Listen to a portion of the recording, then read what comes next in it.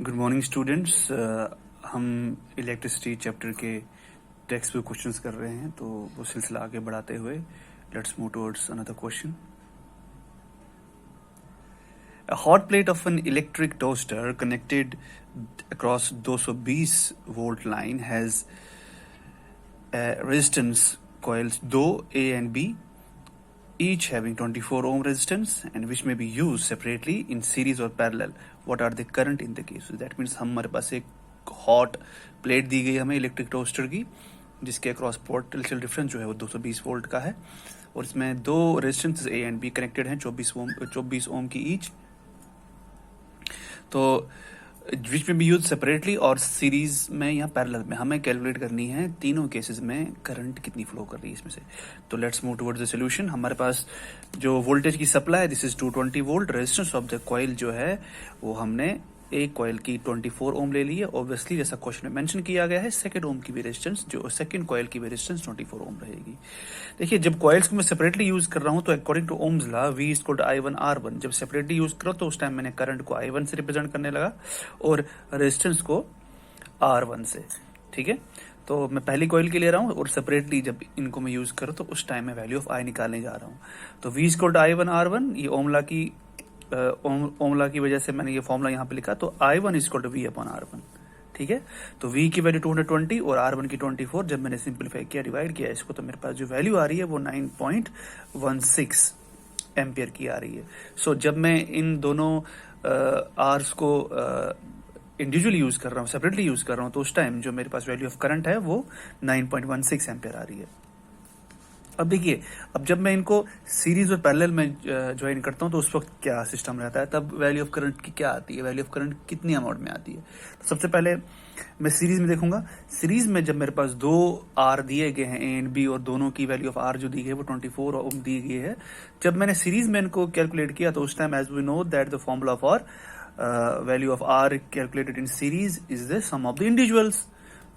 तो individual values हैं R की, ए और बी की, वो मैंने दोनों ऐड कर दी है। R2 मैंने रिप्रेजेंट किया net value of R when they are connected in series. तो R1 और R2 की वैल्यू 24 प्लस 24 48 ओम, और according to Ohm's law V is equal to I2 R2। I2 इसीलिए क्योंकि पहले मैंने I1 ली थी इंडिविजुअली, अब सेकंड केस में जब पैरेलल सीरीज में ले रहा हूं तब मैं वहां पर करंट को I2 ले रहा हूं, और ये R2 मैंने वैल्यू ले ली किसकी, रेजिस्टेंस की।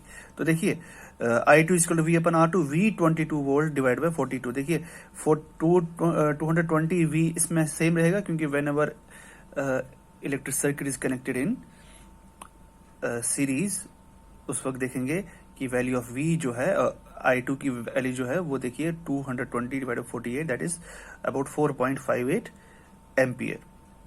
सो this is the value of I2 व्हेन R1 and R2 are connected in series.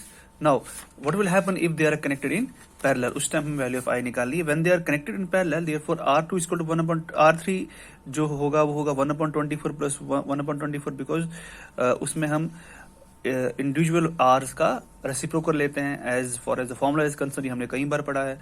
तो जब मैंने इनको यहाँ पर सिंप्लीफाई किया तो मेरे पास ये 1 upon 12, इसकी जो 1 अपॉन आर की वैल्यू मेरे पास 1 अपॉन 12 आई, तो आर की वैल्यू मेरे पास 12 आएगी। तो अकॉर्डिंग टू ओम्स लॉ जब मैं I3 की वैल्यू यहाँ पर कैलकुलेट करूंगा तो V equal to I3 upon R3, तो I3 मेरा अपॉन V अपॉन R3 आएगा। यहाँ पर 700, ये जो वैल्यू है मेरे पास 220 V की वैल्यू, और यहाँ पर मैंने R3 की वैल्यू 12, ये 220 है यहाँ पे। तो R3 की वैल्यू 12, जब मैंने सिंप्लीफाई किया तो मेरे पास जो आंसर यहाँ पर आता है this is 18.33 ampere. So 18.33 ampere will be the current flowing through the circuit when they are connected in parallel. Hope ये क्वेश्चन आपको अंडरस्टैंड हो गया होगा। Moving towards the another question. Question ये कहता है कि विच यूजेस मोर एनर्जी, एक 250 वाट का टीवी जब मैं उसको 1 घंटे के लिए इस्तेमाल करता हूँ, या 1200 वाट का टोस्टर जब मैं उसको 10 मिनट के लिए इस्तेमाल करता हूँ, कि इसका इलेक्ट्रिसिटी कंजप्शन, इलेक्ट्रिक एनर्जी का कंजप्शन ज्यादा होगा। ये कॉन्सेप्ट हमने कई बार पढ़ा है, तो let's solve it. Energy consumed E है बराबर P इंटू टी के। जैसे हमने पता है, हमने कई बार पढ़ा है कि पावर बराबर होता है E डिवाइड बाई टी, और जब मुझे एनर्जी कंजप्शन निकालना है तो वो P इंटू टी होगा। एग्जैक्टली मैंने वही यहाँ पे लिखा, एनर्जी कंजप्शन का जो जनरल फॉर्मूला है वो है P इंटू टी। अब देखिए energy consumption for TV, P represent करता है पावर को, T करता है टाइम को। तो पावर टीवी का 250 है और टाइम उसका कितना है 1 आवर। 1 आवर उसको मैंने सेकंड में चेंज किया तो 250 इंटू 3600 सेकेंड्स।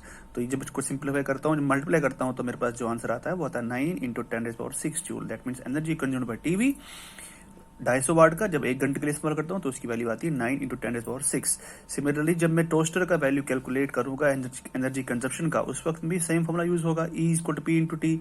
तो that time P equal to 1200 watt, और उस वक्त जो टाइम है वो 10 मिनट्स है। 10 मिनट्स को मैं फिर से सेकंड्स में कन्वर्ट कर रहा हूँ, तो वो आएगा बराबर किसके, will be equal to 1200 into 600, क्योंकि 600 सेकंड्स वहां आ जाएंगे, तो value will be 7.2 into 10⁻6 joule.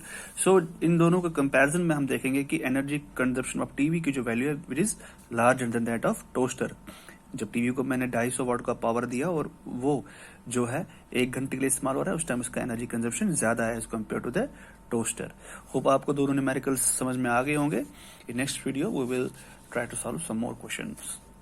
Thank you very much.